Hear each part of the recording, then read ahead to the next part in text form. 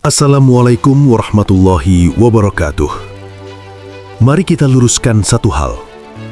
Salahuddin tidak pernah benar-benar sendirian secara fisik.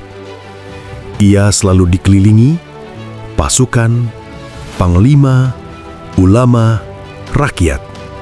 Namun justru disitulah letak kesepiannya. Kesepian yang dialami pemimpin besar, bukan kesepian karena tidak ada orang, tetapi kesepian karena tidak ada yang benar-benar bisa memikul beban yang sama.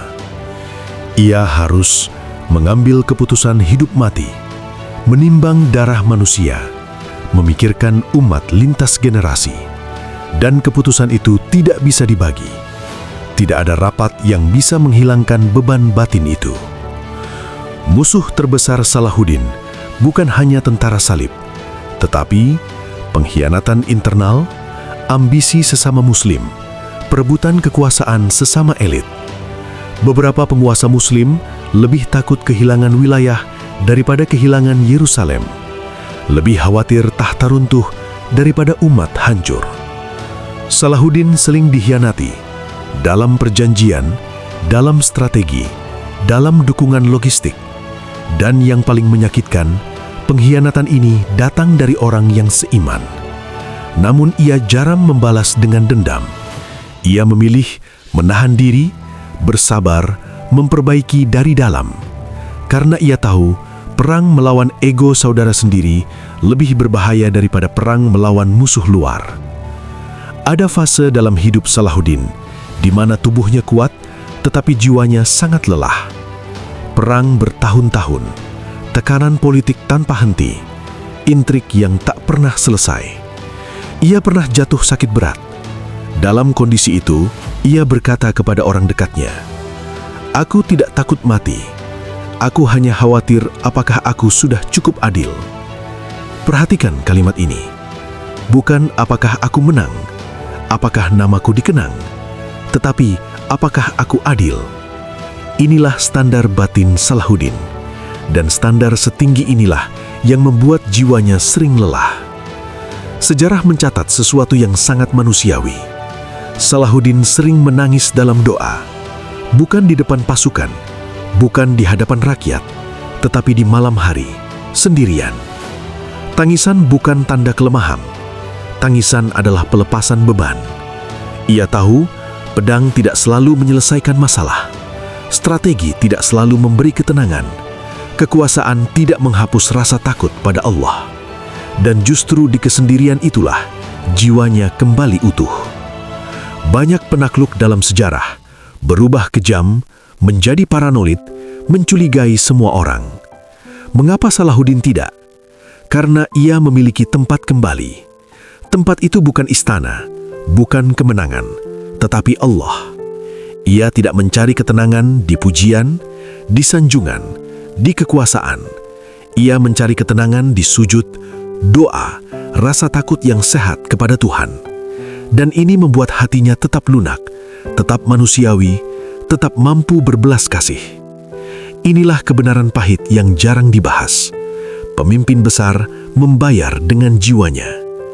Salahuddin jarang menikmati hidup, jarang merasakan santai, hampir tidak pernah hidup untuk dirinya sendiri. Ia hidup untuk amanah, untuk umat, untuk tujuan yang lebih besar dari dirinya. Dan ini mahal, sangat mahal. Namun ia menerimanya dengan kesadaran penuh. Di balik baju perang dan sorban kepemimpinan, Salahuddin adalah manusia yang lelah, tetapi tidak putus asa. Ia menangis, tetapi tidak menyerah. Lelah, tetapi tidak berhenti. Sendiri, tetapi tidak kosong. Karena kesendiriannya diisi dengan kehadiran Allah. Tahun 1193 Masehi, Salahuddin jatuh sakit di Damaskus. Bukan karena luka perang, bukan karena racun, tetapi karena kelelahan tubuh dan usia. Ia tahu ajalnya dekat. Ia memanggil keluarga terdekat, beberapa ulama, orang-orang yang ia percayai. Bukan untuk memberi pesan politik, tetapi untuk bersiap bertemu Allah. Ketika Salahuddin wafat, para pelayannya membuka catatan hartanya, dan dunia tercengang. Seorang penguasa wilayah luas, Mesir, Syuriah, Hijaz, Yaman, Palestina, meninggal dengan hanya 1 dinar emas dan beberapa dirham perak. Itu pun tidak cukup untuk biaya pemakamannya sendiri. Akhirnya, biaya pemakaman Salahuddin ditanggung oleh orang lain. Bayangkan ini, penakluk Yerusalem tidak mampu membayar kuburnya sendiri. Pertanyaannya penting, apakah ia miskin karena tidak mampu? Tidak, ia bisa sangat kaya jika ia mau. Tetapi ia memilih membagi harta untuk pasukan, membantu rakyat, membiayai madrasah, membangun rumah sakit, menolong fakir dan yatim. Bagi Salahuddin, harta hanyalah amanah yang lewat. Ia takut satu hal, bertemu Allah dengan harta yang tidak bersih. Ada satu peristiwa yang sangat simbolik. Saat jenazah Salahuddin diarak, seorang prajurit membawa tombak dengan kain kafan kosong tergantung di ujungnya. Dan ia berseru di jalan, "Inilah harta Salahuddin, penakluk timur dan barat." Ia pergi tanpa membawa apa-apa. Ini bukan penghinaan, ini pelajaran sejarah, pelajaran tentang kefanaan. Yang menarik, bukan hanya kaum muslim yang berduka, bahkan banyak orang Kristen Eropa menghormati kematiannya.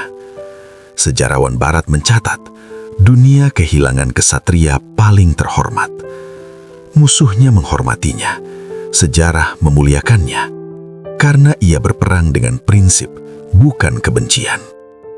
Salahuddin tidak meninggalkan istana megah, harta berlimpah, dinasti kaya, tetapi ia meninggalkan teladan, akhlak kepemimpinan, standar keadilan, makna kekuasaan yang benar. Ia membuktikan satu hal, kekuasaan tidak harus merusak jiwa, kemenangan tidak harus mematikan hati, kejayaan tidak harus melahirkan keserakahan. Di zaman sekarang, orang mengejar jabatan untuk kekayaan, kekuasaan untuk kenyamanan, pengaruh untuk pengakuan. Salahuddin justru sebaliknya, ia memiliki kekuasaan tapi tidak melekat, memimpin tapi tidak menindas, menang tapi tidak sombong. Ia hidup dengan satu kesadaran, aku hanya penjaga amanah, bukan pemilik dunia. Jika ada satu kalimat yang merangkum hidup Salahuddin, ia menang di medan perang dan menang atas dirinya sendiri. Dan kemenangan kedua itulah yang paling langka. Ia mengajarkan kita bahwa kejayaan sejati tidak diukur dari apa yang kita kumpulkan, tetapi dari apa yang berani kita lepaskan.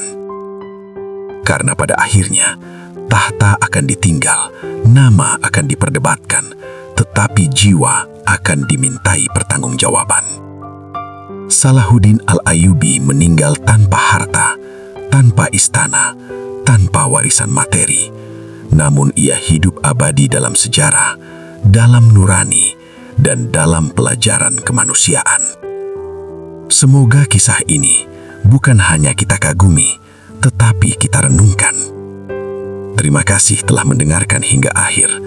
Jika narasi ini menyentuh hati Anda, jangan lupa untuk like, komentar, share, dan subscribe. Sampai jumpa di episode berikutnya. Wassalamualaikum warahmatullahi wabarakatuh.